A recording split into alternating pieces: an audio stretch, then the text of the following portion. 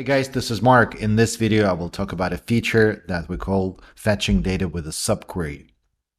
This feature applies to use cases where you have two data tables that do not have a relation between them, but share some common data.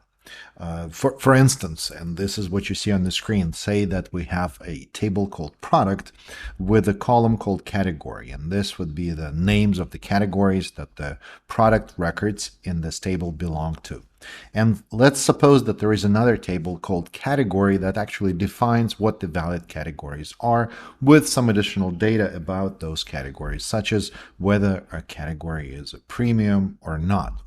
And whatever is premium means would be, it's not that important in this example, but could make difference in your application. So for instance, in Amazon, Prime is sort of quality of a product, but let's say it is a quality of a category. It doesn't really matter.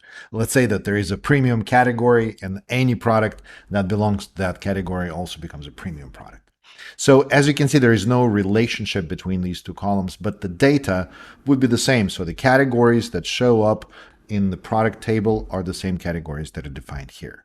So let's say that we need to come up with a query where we fetch all the products that belong to a premium category. How do we do this if there is no relationship between these two tables?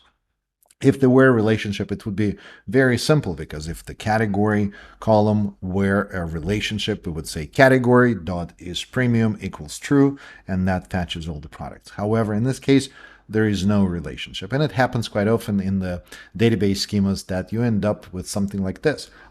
Whether it is for performance optimization reasons, or you inherited a database that already had this, or you're importing data from somewhere else that comes in this kind of design. So in order to, first of all, it is definitely possible. You can do it in Backendless, and that's where subqueries come into play.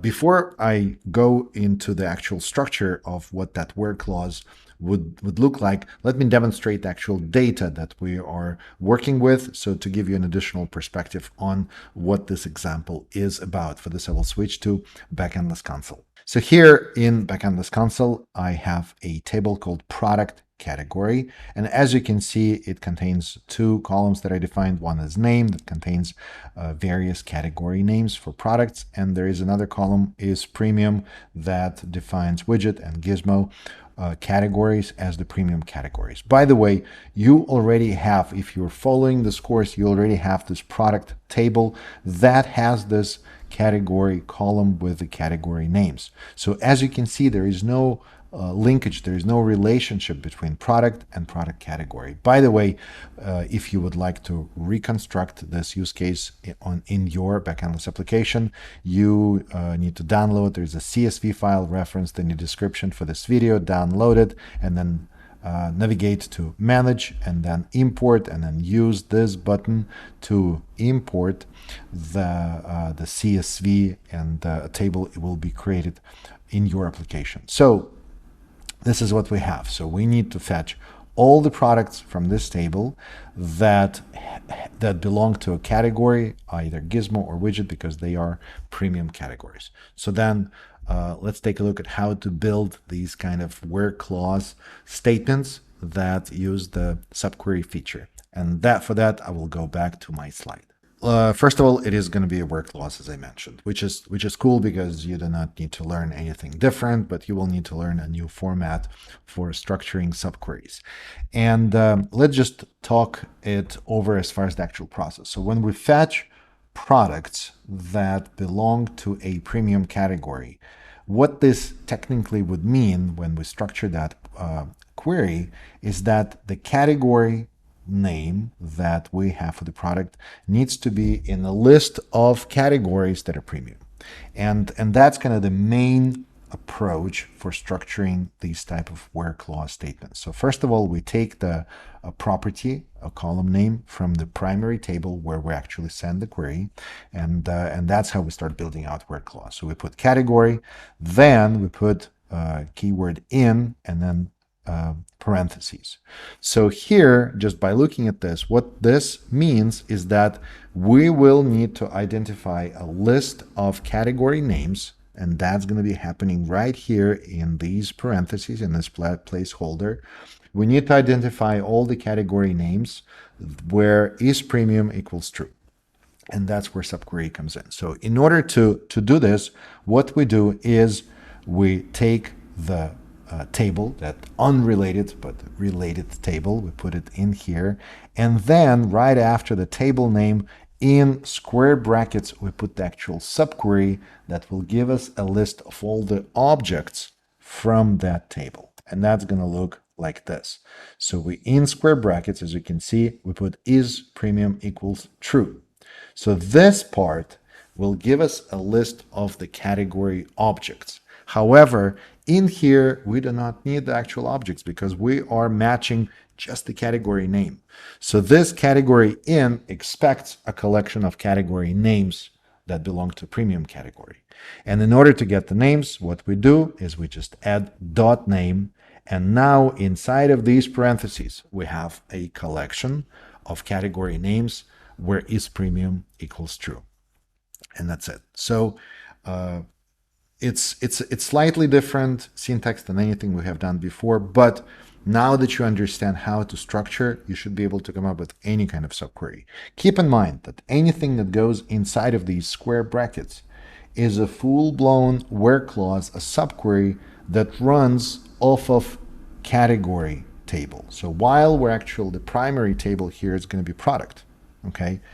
The subquery runs against the table that you identify right here, category. So if category had some other relationships, one-to-one, one-to-many, whatever, then you can just start, remember with that hop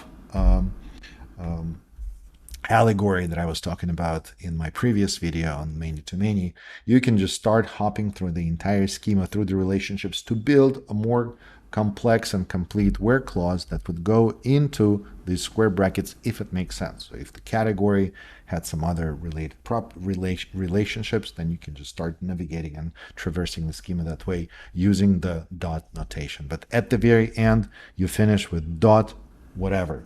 So, but by the way, so we here, let's just to extend this. So is premium equals true gives us a list of the category objects. Let's say if the category had a relationship, we can say dot related column dot whatever, and then identify all the values that the category would be matching in. You get an idea. If not, let me know by posting questions, comments for questions in the comment section for this video. So let's do this. I will switch back to Backendless console, and then we'll rebuild this where clause just to see it in action.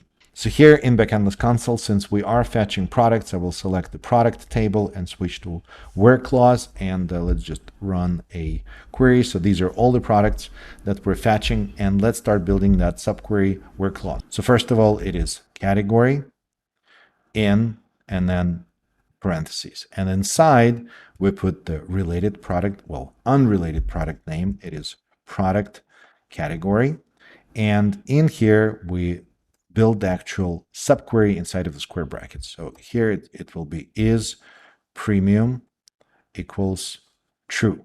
So this gives us a list of the product category objects. Now we put dot name, and that gives us a list of the category names that are premium. Click get, and now we got all the products that belong to either Gizmo or Widget, because those are premium categories. So if you happen to enable other categories as premium, then you would be getting these products as well. This is it. So this is the subquery. It can get more complex, especially if you start connecting other relations. But the basic principle for building subqueries, where clauses with subqueries remains exactly the same, just like I described in this video. I hope you find this useful. Thank you for watching this video, and as always, happy coding.